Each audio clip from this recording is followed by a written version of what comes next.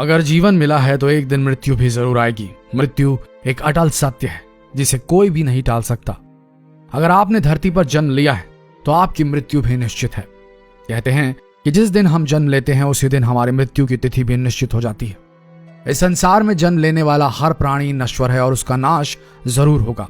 ऐसा कोई भी जीव नहीं जो अमर हो और जीवन एवं मृत्यु के बंधन से मुक्त हो। आइए जानते हैं शव यात्रा की प्रथा के बारे में। हर धर्म के लोगों में मृत्यु के बाद शव यात्रा निकाली जाती है और ये एक पारंपरिक प्रथा है जो सदियों से चली आ रही है। अकाल मृत्यु हो या फिर व्यक्ति अपनी आयु से मृत्यु को प्राप्त हो, शव यात्रा जरूर निकाली जाती है और कहा जाता है कि इससे आत्मा को शांति मिलती है। मनवांछित फल दे सकती है शव यात्रा। आपको जानकर हैरानी होगी कि शव यात्रा से आप या कोई भी व्यक्ति मनवांछित फल पा सकता है। इसके लिए बस आपको कुछ आसान सी चीजें करनी होंगी जिनके बाद आप मृत शरीर से भी अपनी कामना की पूर्ति करवा सकते हैं।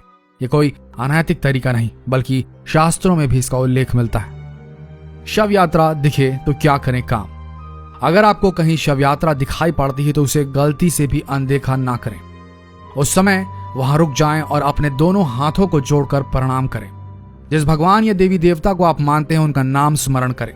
कहा जाता है कि शव यात्रा को देखकर शिव का नाम लेना चाहिए, इससे आपका दिन शुभ रहता है।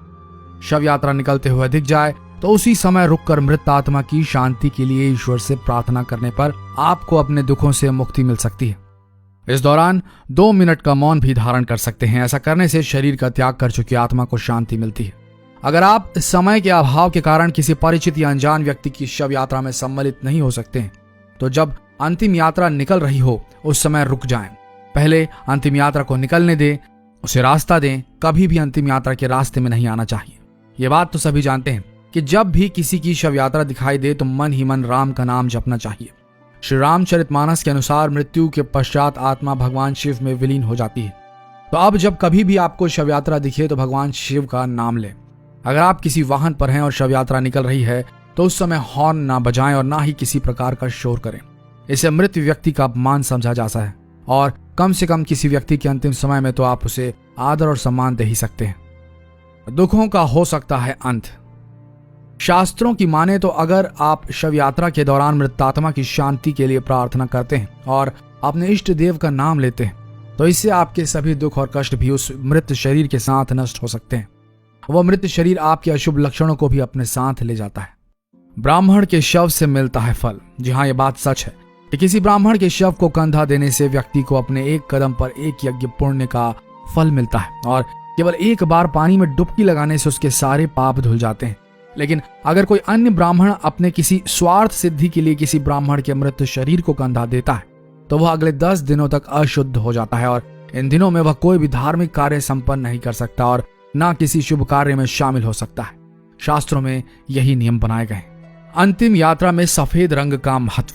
कहते हैं कि सफेद रंग सबसे अधिक पवित्र और सात्विक होता है और इसी वजह से अंतिम यात्रा के दौरान मृत शरीर को सफेद रंग के कपड़े में लपेटा जाता है। इसके अलावा मरने के बाद व्यक्ति के जीवन से सभी रंग मिट जाते हैं और इसलिए भी उसे सफेद रंग के कपड़े में लपेटा जाता है। इसी रंग के साथ मृतात्मा इस दुनिया से विदा लेती है। शव यात्रा के नियम।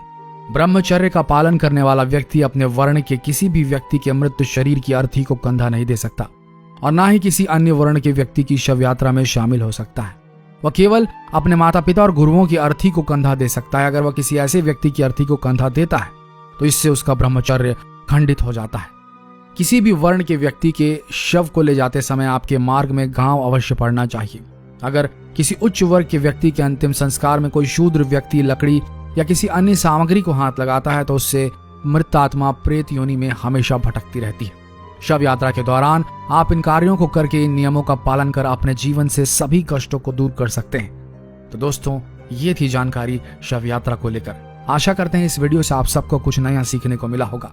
अगर मिला तो कृपया इस वीडियो में जो जानकारी उसे अपने तक सीमित ना रखें। अपने फ्रेंड्स, फैमिली, रिलेटिव्स में शेयर करना ना भूलें। और अगर अब तक आपने हमारे इस पेज शिव पुराण को फॉलो नहीं किया है तो प्लीज अभी फॉलो करें।